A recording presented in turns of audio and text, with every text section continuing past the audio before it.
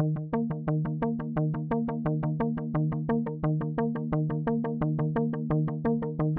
Tom, tell me, what are you currently up to, and what did you used to do in terms of all your health IT expertise? Okay, so I spent almost 40 years in the life science space as a, quote, CIO, in other words, heading up an IT organization, basically in pharmaceuticals and diagnostic companies.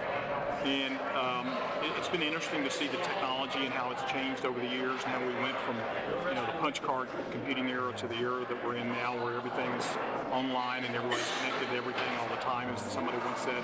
So we've really seen major breakthroughs from a technology standpoint, and now we're probably arrived at the same point. So my last job was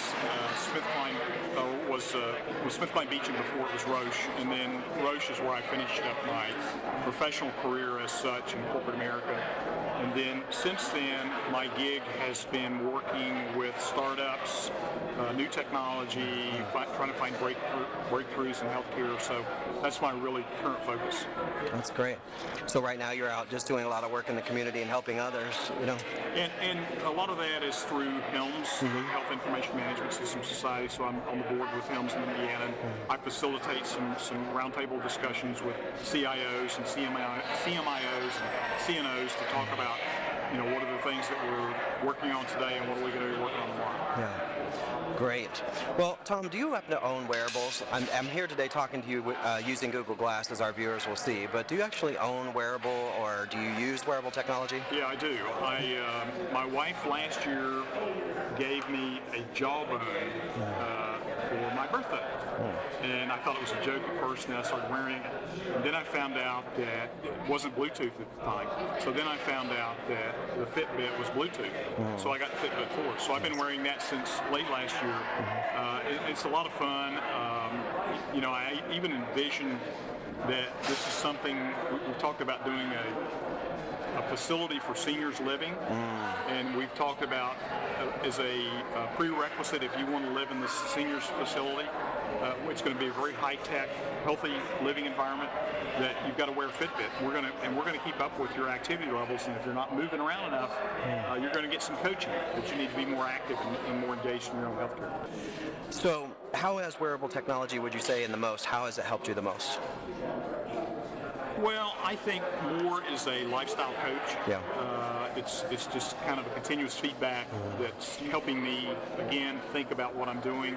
And so I'm now a senior, and so I've crossed over that threshold that I've got my Medicare card and so on. But it causes me to think, look, you've got a choice. You can just sit in the chair and get old and die sooner, or you can be engaged with health, get up, move around, and you're going to have not only a longer life, but a better quality of life. Nice, very nice. I like it. Okay, so what do you think overall, as a former CIO of one of the nation's largest medical diagnostic, device companies, what do you think the future of wearable technology is? Well, the technology today, it captures activity.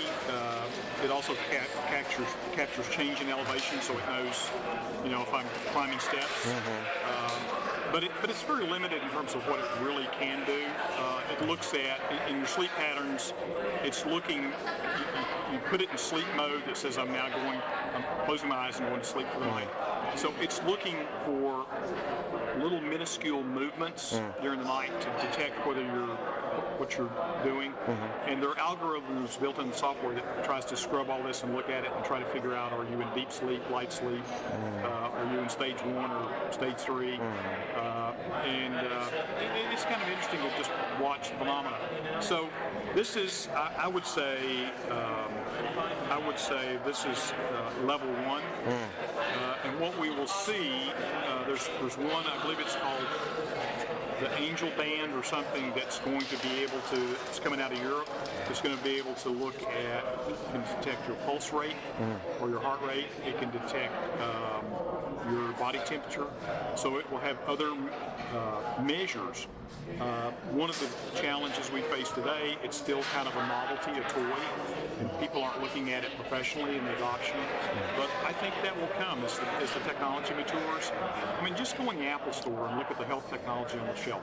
I mean, there's one whole section there, it's just health stuff that works with Apple. It sure is, yeah. So let's talk for a second about biosensors. It seems like that would be an area you'd have a lot of interest in. Tell me what your thoughts are in terms of wearable technology and as we see more biosensors. Well, you know, there was a little blurb that came out from Google, and so they are developing a lens, or working with a company that develops a lens that you can put on, kind of like a contact lens on your eye, and it can actually measure your blood glucose level and transmit it to your mobile device. Yeah, that's pretty incredible. So, and a lot of people are just kind of scoffing at that, saying that's a big joke, that'll never happen.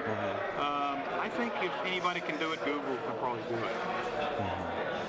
So, you know, we're going to see a lot of change, a lot of, and to your point earlier, we're going to see IT companies that have figured it out, that healthcare is a huge marketplace that needs a lot of help. So we've got to figure out how we fit into that whole space. So blood glucose is one, and as I mentioned, like with the band, maybe it can measure other vital sign information. So there'll be technologies that people can strap on their body. When I ride my bike, I wear my heart monitor today, which is Bluetooth, and it's talking to my my ride application, so I can see where my heart rate is on my bike ride. Nice. So you know, it's kind of a continuous feedback loop, and I think in the next 10 years, I think the technology will just explode. Yeah, I think so too. I really do. I think there's going to be an exciting space and a lot of startup opportunity for innovators. Yep. You know, health IT innovation seems to be finding its way to the daylight these days. You know. So let's shift gears for just a second, and I'd like to ask you about, we talked a lot about wearable technology, but I know that an area of interest and passion for you is telemedicine, and that is for me as well, and I'm very interested in sort of what's going to happen in health IT innovation and telemedicine and sort of the history of it and where it's going. I think of you as a pioneer in the telemedicine space with some of what you did previously, if you can talk about that, and then what are your thoughts in terms of telemedicine in the future? Yeah, when I retired at Roche, I licensed some software from Roche, which was classic remote patient monitoring software. So it started out in the diabetes business, but then they expanded it to other measurements. So digital scales for weight, which you use for congestive heart failure patients, blood pressure cuff, again for people with high blood pressure, hypertensive patients, or congestive heart failure patients, and then the home version of the pulse oximeter that could measure oxygen saturation. So most all these devices are now Bluetooth, and they talk to Bluetooth hubs or other devices. I mean, why not talk to your mobile, your smartphone? So I think we'll see that eventually coming, but we're still working our way through that. So the real barriers have been reimbursement, lack of reimbursement. So what's the adoption rate for the professional side, and what's the compliance rate for the patient side? So the patient says, what's in it for me? And the doc says, what's in it for me? So until we start to work through some of those issues, and you know, I've heard things like for a patient, if they are nice and they do take their blood pressure when they're supposed to and do all this stuff, they get free movie tickets. So for a senior, that might be really important. Yeah, a way to sort of incent. Yeah, I mean, you get into the carrot and stick kind of scenario. It's really interesting because there's a lot of converging forces. So there's the you know, economic, you know, part of it. There's the health IT and health IT innovation part of it. There's the direct-to-consumer, I think, market that's emerging where we're getting more involved, almost sometimes because we have to, and others like yourself, out of a wellness play, we're doing what we can so that we can be, you know, more healthier. Yeah. And then in addition to that, there's that whole notion of the growing elder population, and people are living longer, and which which really brings the emphasis back to the need for telemedicine because it's a huge population. We've never had this before. No, the burden will definitely get greater as time goes along because, again, we've got the baby boomers now entering the retirement phase. And people will live longer. So that means that we've got to take care of them for a longer period of time. They used to just retire and die. But now they're retiring and living. Very healthy in some cases, So I talk to people all the time, and sometimes I live in an empty nester community, so I've got a lot of retired people, seniors around me. So I'm continuously socializing these concepts of healthier lifestyle. I have found this out when people get into their 80s and you start talking to them about it, your eyes kind of glaze over. But I think, for people like we talked about me and the Fitbit, people who grew up in a more high-tech era and are willing to try some new things, I think we'll see it gradually start from the consumer side, start to take hold. I think so too. Last question. So, imagine a health IT innovator that's out there listening to this, and there's somebody that would really like the advice of the former CIO of a company like Roche. How do I get this to the market? I'm thinking of a telemedicine play, I'm thinking of a wearable play, something like that. What do you think about being an entrepreneur today in that space? And what's your recommendation? I think innovate. I mean, you've got to be innovative, and you've got to be willing to move off of stuff that's not working. That was one of my problems is with home health monitoring services. I had all this passion about it, and I couldn't turn loose of it. And I probably spent more time trying to penetrate that market than I should have. But I think innovation and with all the technology that's coming along, look at the technology and say, where can I use this? How can I deploy it? And the other cliche that people talk about a lot is called fail fast. Oh yeah. So if you're going to fail and figure it out and get on.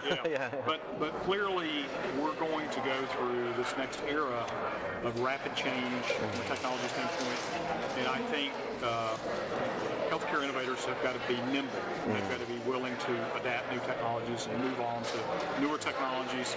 And there'll be a lot of failures along the way, but we got to learn from those failures. So that's my best advice. That's great. Appreciate it. Thank you for your time today. Okay. Really appreciate it. Thanks. Good.